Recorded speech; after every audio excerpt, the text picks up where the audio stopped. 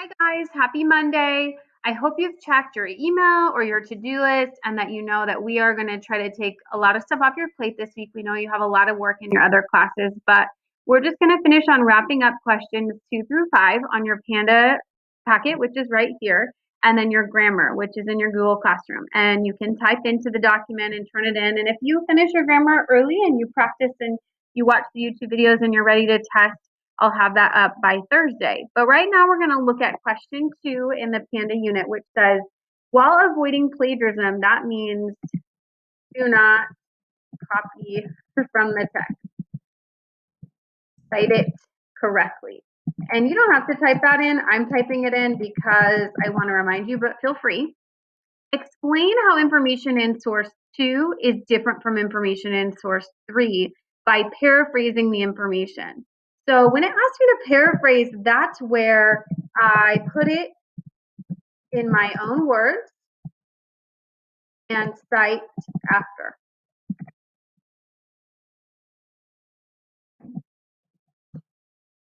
And I'm going to highlight that just so I can remember that's where it's in my own words. We practice that with our argument essays. We practice that kind of where you write it and then you cite it after, like source 2,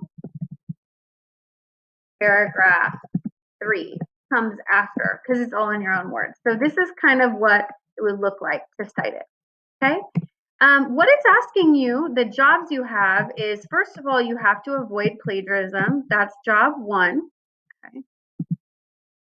Job 2 is explain how information in source 2 is different from information in source 3. So I don't care about the video right now. I'm just looking at source 2 and 3. And then job 3 is paraphrasing, which I'm going to highlight the same as while avoiding plagiarism because it goes with that. And identify your sources by title or number. Okay, so I do have to identify those sources, like source 2, source 3. Okay, so really all I need to do is look back at my source 2, look at source 3, and tell me what's different in those articles. So when you look back at source 2, think about what did I learn in source 2 versus what was source 3 about? Maybe think, why did the author write source 2 versus why did the author write source 3? And that should give you some insight. You're using race. So I am looking for a full race answer. Remember, restate, answer, cite evidence, and explain your evidence. So just focusing on how source 2 was different from source 3.